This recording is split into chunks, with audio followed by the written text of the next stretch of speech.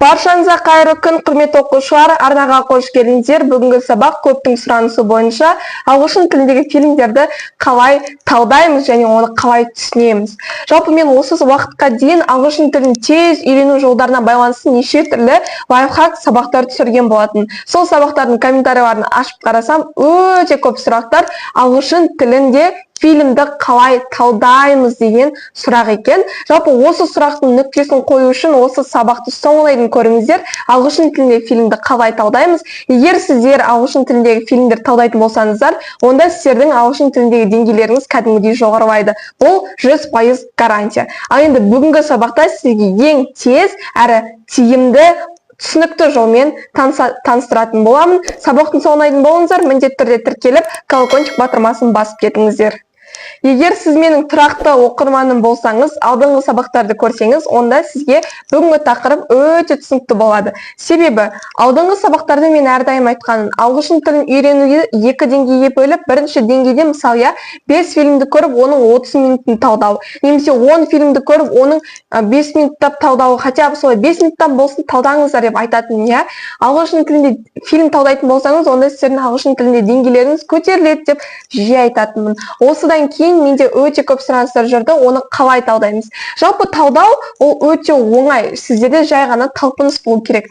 Ең алдымен қалай талдайтындарыңызға үйретейін. Негізі талдаудың өте оңай жолы бар. Егер адам өзіне комфортты іздейтін болса, онда комфорт алдына кездеседі демекші. Ағылшын тілінде фильмді талдаудың ең оңай жолы ол YouTube каналдар. YouTube каналдарда осындай мысалы қандай бір мультфильмге, қандай да бір фильмге ағылшын тілінде талдау разбор на английском деп жазсаңыз, онда барлық YouTube каналда тіпті көп, өте көп видеолар шығады. Әртүрлі мультфильмдер, әртүрлі киноларға ағылшын тілінде разбор на английском, немесе английский на слух деп шығады. Осылай YouTube каналдардан іздеп, сіздер жалпы көре аласыздар, я? Оны қалай талдайды, әрбір олар деген кәдімгідей күштілеп талдайды ғой. Видеоны қосып қоясыз кәдімгідей, ана жақта уже басталады. Киноның бір 30 минуттық жерін алады да, сіздерге көрсетеді.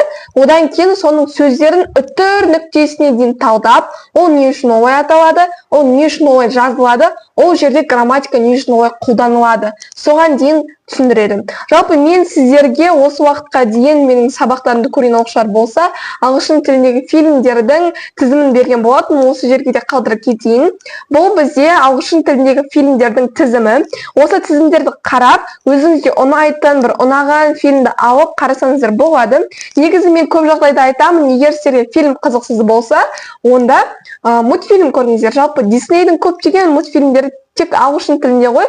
Сол ағылшын тілінде мультфильмдерді көріңіздер, және оларды YouTube-тан жазсаңыздар. Мысалы, жақында ғана Головоломка деген мультфильм шықты, я. Ол негізі түпкі нұсқасы ағылшын тілінде. Inside Out.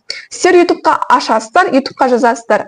Inside Out разбор на английском деп жазсаңыздар, сразу шығады, я, видеолар. Сол жерде ең бірінші тұрған English, қателеспесем солай аталады, English деген YouTube каналды басып қарасаңыздар, ол жерде не только Головоломка, ол жерде көптеген әртүрлі мультфильмдердің тізімдері бар. Және ол мультфильмдерге толықтай разбор жасалған. Жалпы мен осы каналды толықтай қарап шықтым, қалай талдайды, жақсы талдайды ма, өтірік талдайды ма, сол секілді, я. Өте керемет, өте жоғарғы сапада, жоғарғы нәтиже көрсететіндей канал. Жалпы осы каналды сіздерге толықтай кеңес етемін. Егер сіздер ол киноларды өздеріңіз талдай алмайтын болсаңыздар, онда осы YouTube каналдарды қолданыңыздар. Бұл YouTube каналдар өте жақсы. English'тен басқа өте көп YouTube каналдар бар, бірақ маған лично ұнаған YouTube канал осы English. Егер сіздер жоқ, мен өзім талдаймын дейтін болсаңыздар, онда фильмнің 30 минуттық жерін аласыздар. Басын болсын, ортасын болсын, аяғын болсын, сол жерде субтитрін қосасыздар. Субтитрді қосқаннан кейін астына жазулар шығады. Сол жазуларды дәптеріңізге жазасыздар, сөйлеммен аударасыз. Осылай талдауға болады. Жалпы бұл талдауға қарағанда бірінші талдау жолы өте оңай, YouTube канал арқылы бір жағынан түсінікті, екінші жағынан тиімді, әрі кез келген тіпті түсінбеймін деген оқушының өзіне кәдімгідей әсерін тигізеді деген ойдамын. Жалпы бұл фильм талдаудың ең оңай әрі ең тиімді жолдарының бірі. Менің YouTube каналымнан сұраған көптеген оқушыларға осы лайфхактарды ұсынамын. Жалпы осы тұста маған ютубқа келетін сұрақтардың барлығына жауап беріп кеткім келіп тұр. Мен осы уақытқа дейін айтамын, ағылшын тілін үйрену үшін осынша бір 1500 сөз жаттау керексіз, 500 сөз жаттау керексіз деп айтамын. Бірақ көбісі сұрайды, оны қайдан жаттаймын, сөздікті қайдан аламын деген секілді. Мен айтқым келеді, арнайы словарный кітаптарды мен көрсеттім. Осы 2 словарный кітапты қолдансаңыздар болады, өте жақсы. Ең алғашқы бастаған оқушылар үшін өте керемет, таптырмас мүмкіндік кітаптардың бірі. Немесе Google-дан жазасыздар, ең керекті 100 сөз, ең керекті 1000 сөз деп ағылшын тіліне жазатын болсаңыздар, онда сізге өте көп бір тізімдер шығады, әртүрлі сайттар шығады. Сол сайттардың ішінен өзіңізге оңайырақ келген сөздерді алып жаттасаңыздар болады. Бұл негізі өте жақсы подходтардың бірі, ең алғашқы сөздерді жаттау үшін. Осы сұрақ жайында да өте көп сұрайды, соның осы тұста жауап беріп кеткім келді.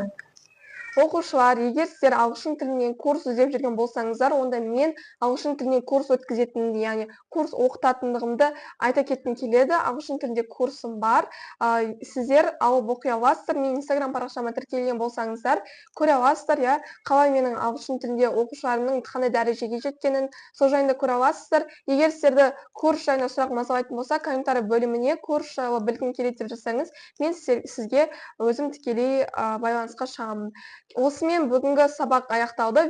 Жалпы бүгінгі сабақта көбінесе ютубқа маған келген, комментарийға келген сұрақтарға жауап бере кеттім.